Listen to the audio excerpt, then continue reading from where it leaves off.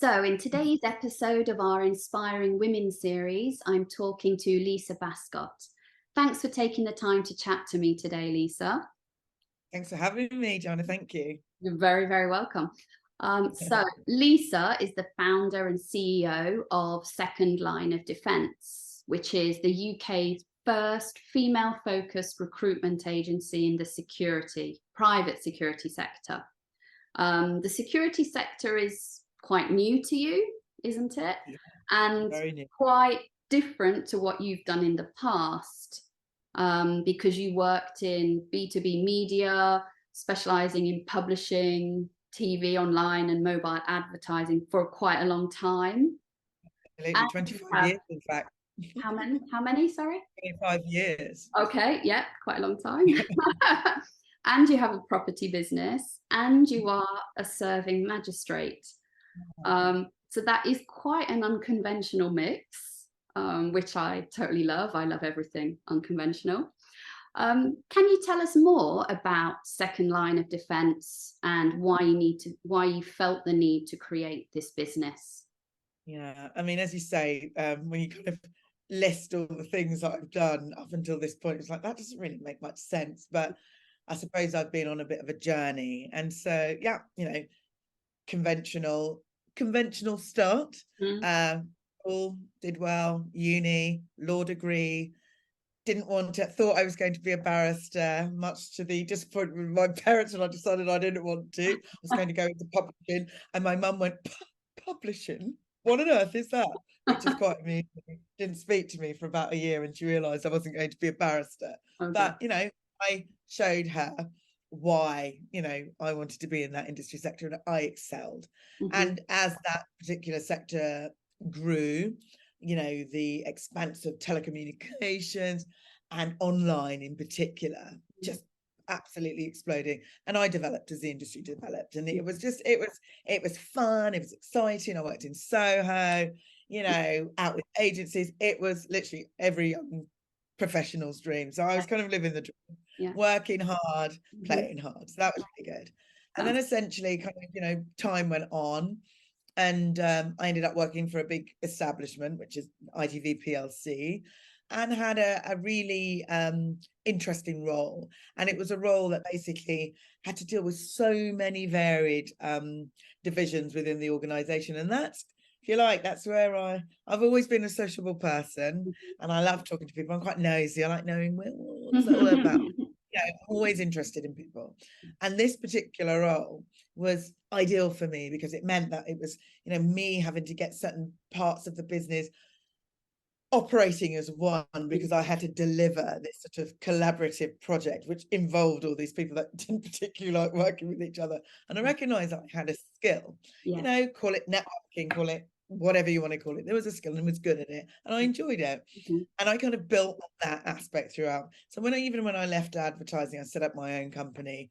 All of those skills, you kind of take them with you. But I suppose I have always, from the earliest of age, I've always been a bit of a champion. I'd be that person with the big mouth, standing up in the corner, who has been bullied, or, didn't have a boyfriend, at 7 in the playground. And, I'd be the one either going up and sort of saying, come and be my friend, or I'd be going up to that big boy in the corner going, don't you treat them like that, like crazy.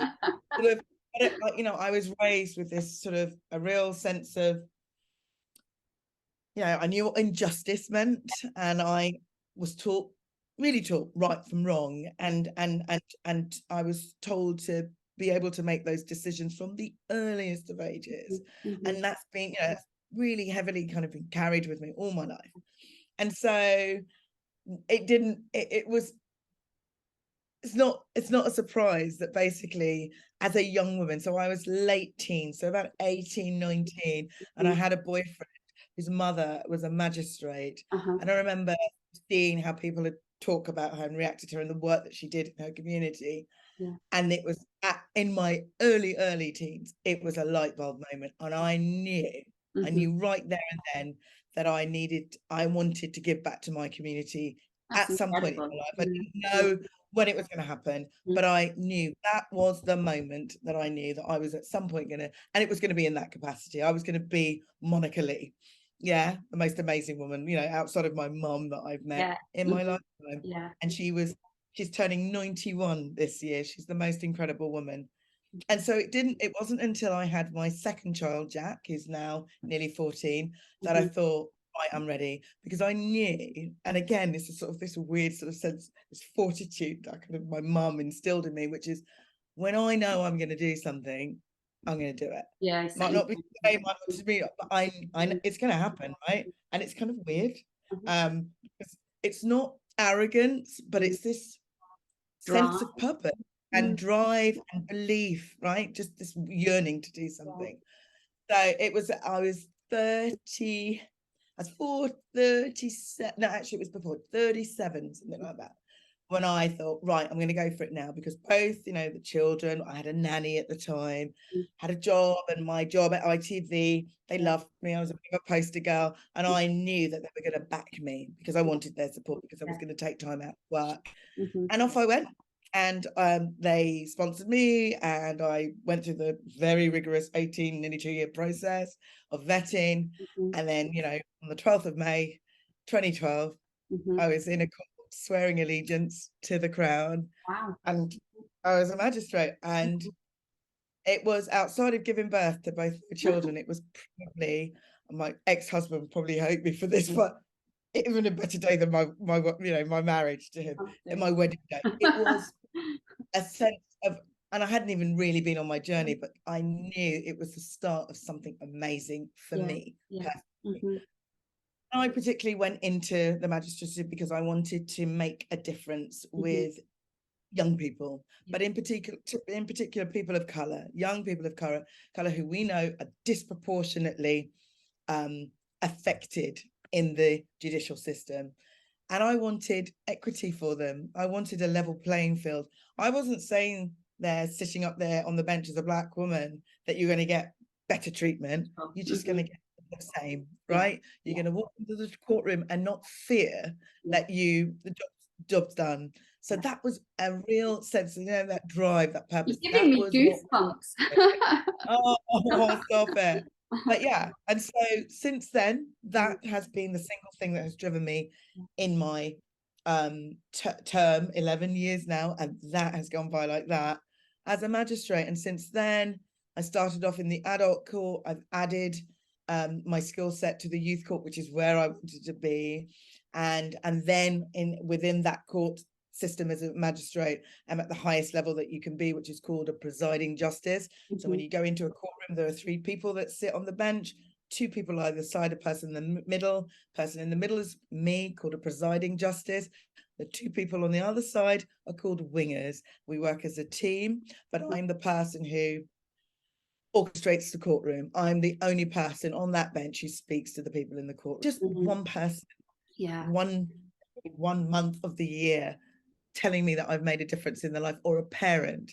That's enough for me. So there's the drive, and that's what keeps me going. And out of that was born another role that came about because the institution, the Ministry of Justice and the judiciary, were looking, as all organisations are, at ED&I as a topic in equality, diversity, and inclusion.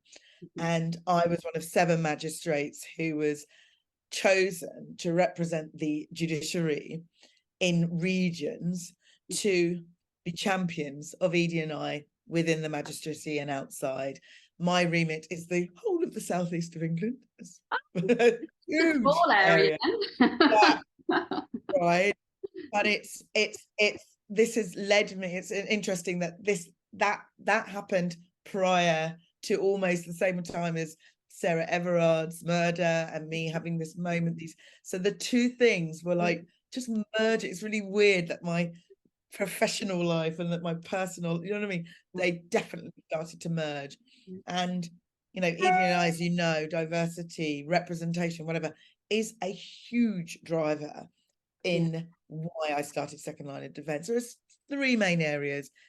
First and foremost, after the murder of Sarah, it was about creating a business that would prioritize the safety of women and vulnerable groups, especially within the nighttime economy. That, you know, after what's happened to her, I was like, enough is enough, right? This is 2023, 2021. This stuff should not be going on.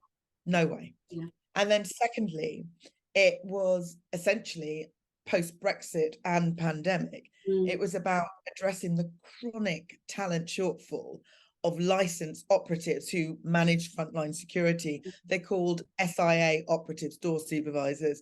SIA stands for Security Industry Authority, and that's the regulatory body. They're the people that, you know, if you go out, you see the guys or girls in the door, they have the blue badge, right? You know, so you have to sit a course, takes about a week, and then you got to get vetted, and then you get your badge. It lasts for 3 years. So post all of those things happening in our society and a few sort of regulatory changes, the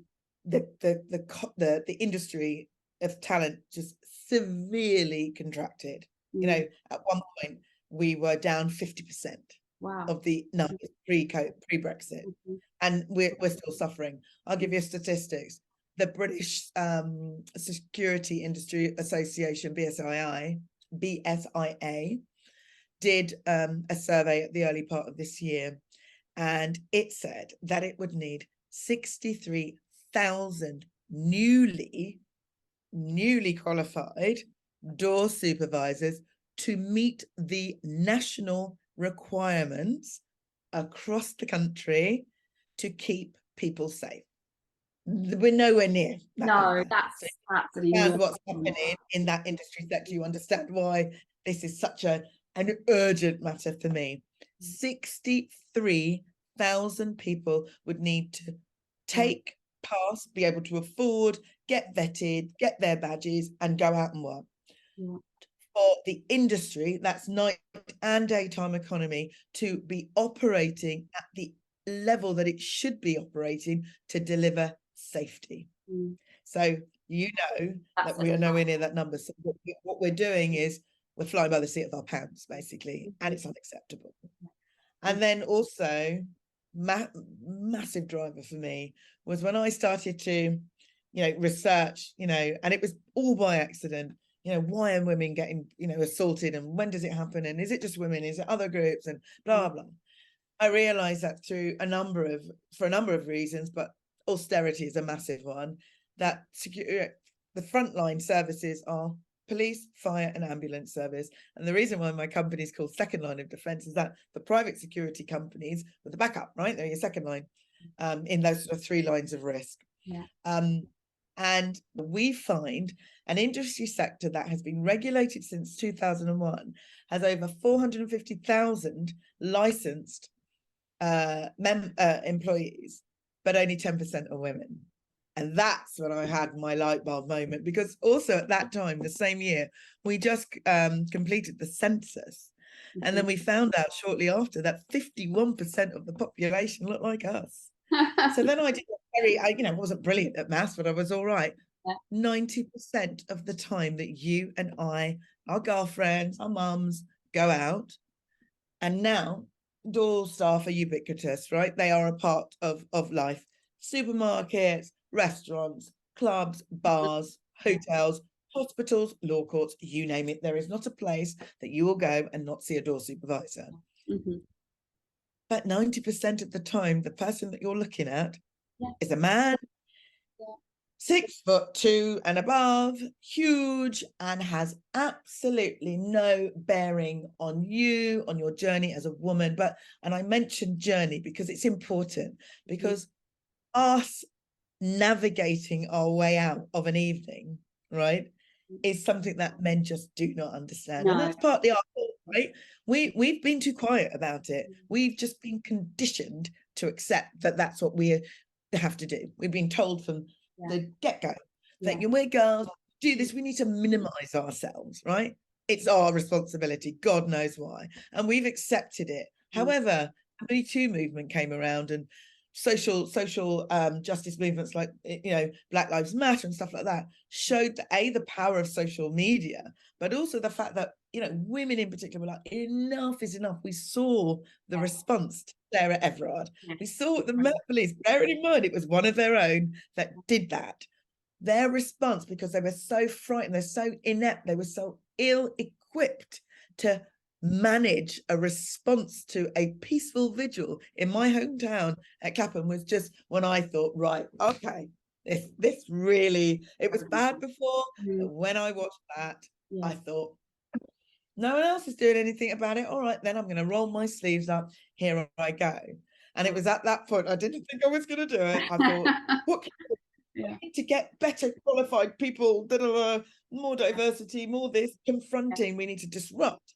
So I went off and I thought, right, I need to know what this is all about. Went off and got qualified. And I thought, well, that's not good enough, Lisa. You need to go and do that. So I worked the doors in Brighton and Hove for nearly 2 years. And that was when I really learned about this industry. I was in the cold, I was in the rain, I was in the heat, I was every kind of scenario. I worked in pubs, in clubs, in restaurants, London to Brighton bike ride, you know, marathons, boxing matches, you name it, hotels, you name it. It was fantastic. And I talked and I talked and I talked and I talked. I talked to people in teams, men in teams who've been doing recruitment, security for donkey's years, you know, prior to regulation and the Wild West, still pretty wild now. I talked to the punters. I talked to young men and women from the gay community. Just, yeah, how did they find me? What did they think about me? And they were like, most of them thought I was actually going in the club, because I'd be there looking like this, right?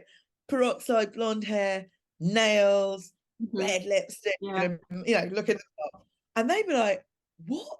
You know, because I'd asked to see their bag or something. They'd be like, what, you work here? And I was like, yeah, I'm here to look after you.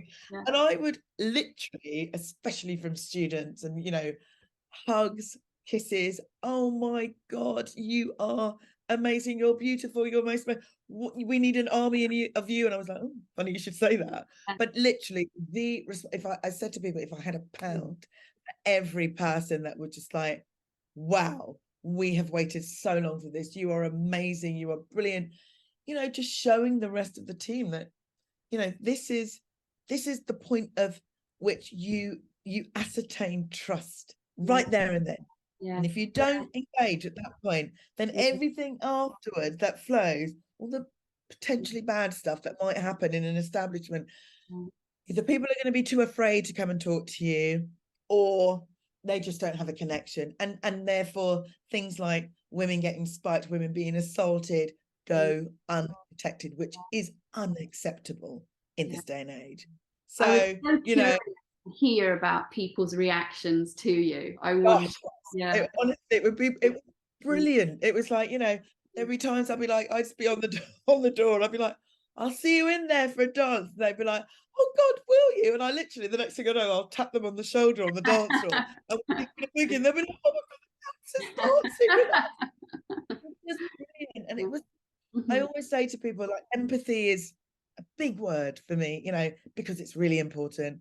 And I think that human element, we forget that is a front of house role. We'll take security out of it, right? That is a front of house role. That is about communication. That is about reflecting the audience that are coming through, facilitating their night out, ensuring them that they are in safe hands, and that the journey just doesn't begin at that point. It ends when they cross the threshold. But even a little bit further than that, you need to go over and beyond, right? It's good for business apart from anything else. And that idea of championing diverse security teams so that they better reflect the people crossing the threshold, so that they better communicate, so that more women, more young people, more gay men, you know, report wrongdoing, because at the moment they just don't. The numbers are atrociously low, and it's because the framework, the environment that we've set up for them is unconditional, right? It's not fit for purpose. And so, you know, no, go. Have you got any advice for people, for women in particular, who want to get into the security industry?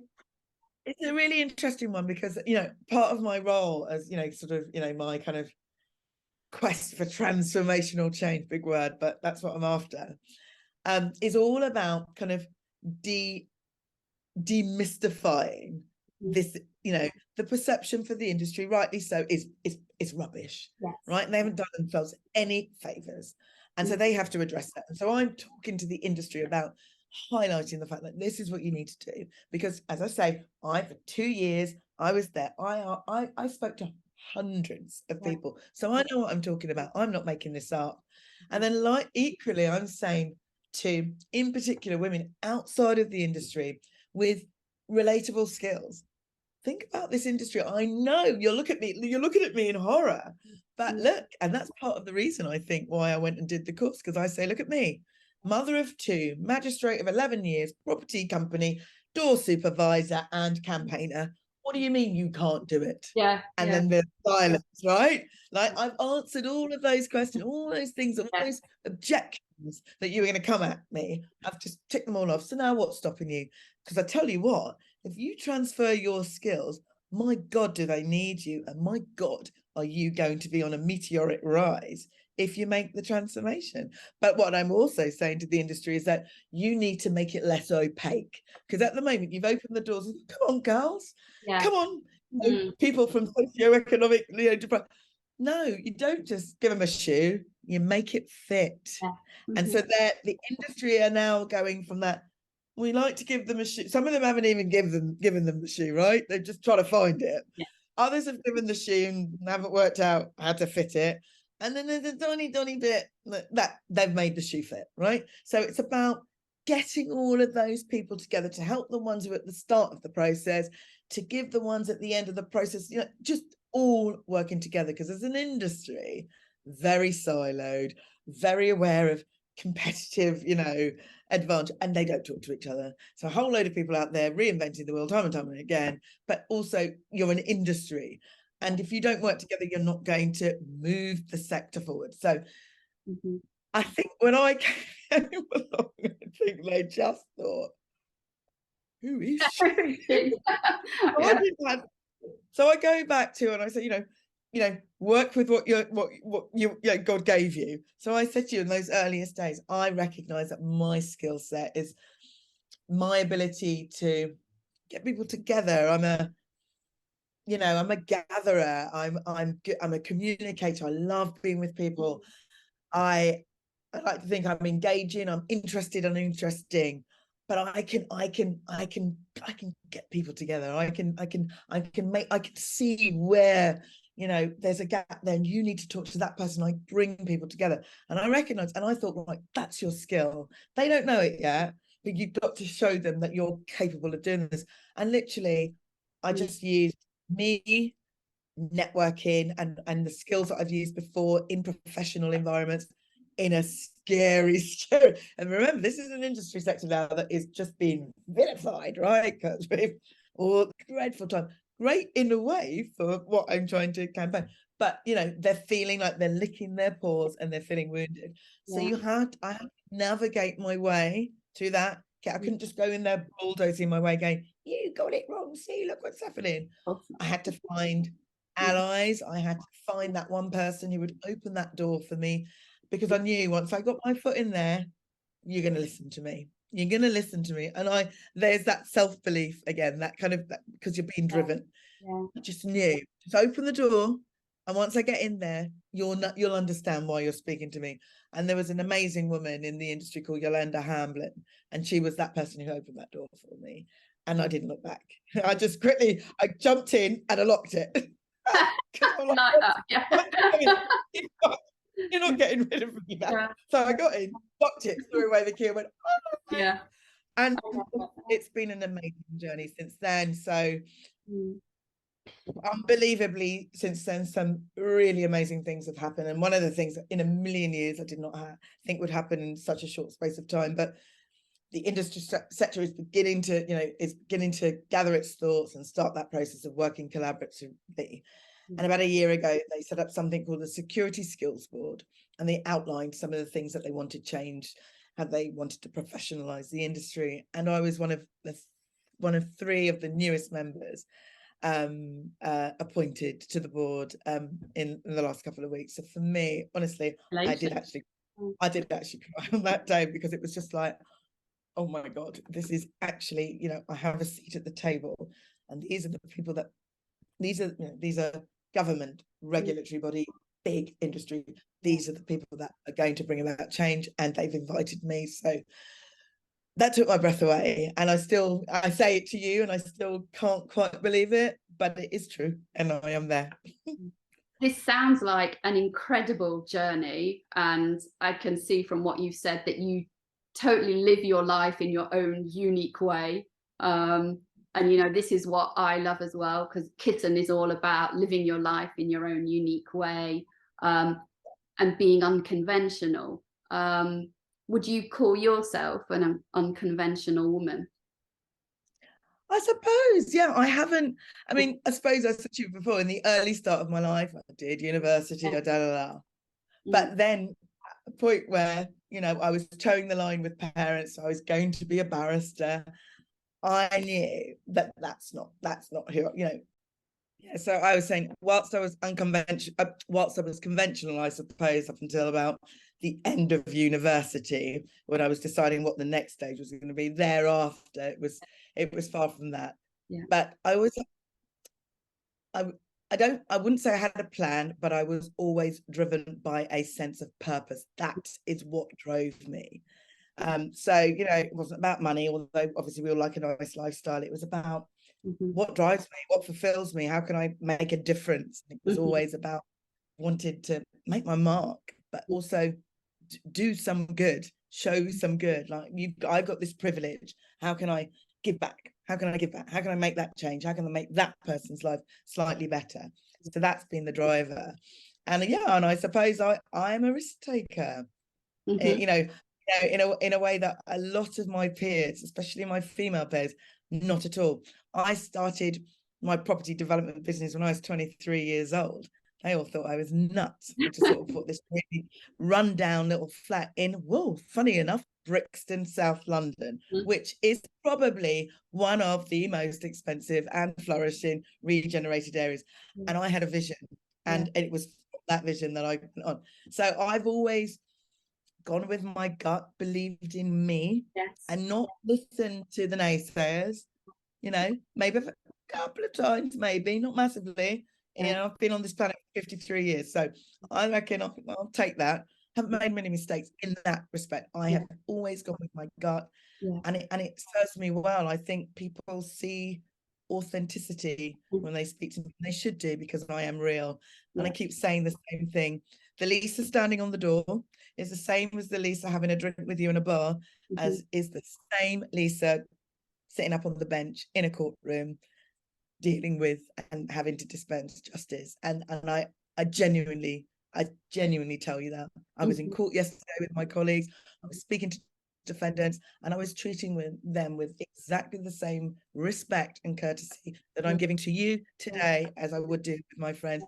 And I think that this industry sector could learn so much of that. And this is what I think I've been put on this planet to do, to throw myself in as a no security background whatsoever, just a mum with a big mouth. Going, come on now, let's sort ourselves out, right? This has been going on for too long now. You come over here, sit next to Johnny, and have this conversation. Come on, hold hands. Come on. Obviously, they needed someone like you, you know. That's what they've been waiting for. Yeah. It's been an amazing journey, and I am meeting some incredible people, some real incredible people. And so I am just massively looking forward to just getting stuck in there and affecting real change. The last thing I wanted to ask you about today was about watches, of course. And I think you've mentioned to me before that you're quite a big fan of watches. Yeah. I am indeed. And the Kiss 9 that you're wearing looks great. I have the same one on today. So we're all matching. So we designed it actually to be worn on the inside of the wrist. And I can see you're wearing yours the other way, on the outside of the wrist. Did you try wearing it on the inside? Yeah, no, I'll be really honest with you, because I love the look of it. So when I saw the photos of how it was, I was like, oh, I like that. I get that. But 40 odd years of wearing a watch in a particular way. Yeah. It's almost impossible. It's like almost trying to write with your other hand. Wow. Had I not been a watch wearer, so I had not worn a watch in my life, yeah, I saw your watch, I loved it, I would have immediately worn it the way that you do. But literally, honestly, I did give it a go, and it was just like, oh, that feels weird. As I said to you, I'm already odd because I wear it I should be wearing it on the opposite, and I've never worn it on the so unconventional already. There you go. But not just But I definitely gave it a go because I love the look of it. I love the idea of kind of doing that, you know. Beautiful. Yeah. Thank you so much. And thank you, Lisa, for chatting to me today. It's been an incredible chat. I've learned a lot, and I could really feel your authenticity and your energy and drive, and I wish you all the best with your mission. Same with you. Thank you. No, it's been amazing. And I've just got to say that you know, I remember when we were both, obviously, when I realised that you had also been chosen as part of the F Entrepreneur. Yes. And I looked at all the ladies on the list, and I saw that you were doing watches, and immediately I was just, they were so beautiful. They are, for me, it's that combination of sort of understated style and elegance and simplicity, but functionality as well. I like that. It's got sort of dials on it that I can tell the time. Yes. But I love the elegance, the subtlety of it. And it's that beautiful combination. It's like timeless. You could wear this any day, every day, never tire of it. I smile when I look at it. You know, I have an Amiga, I have a Rolex, I have a whatever. But this is lovely.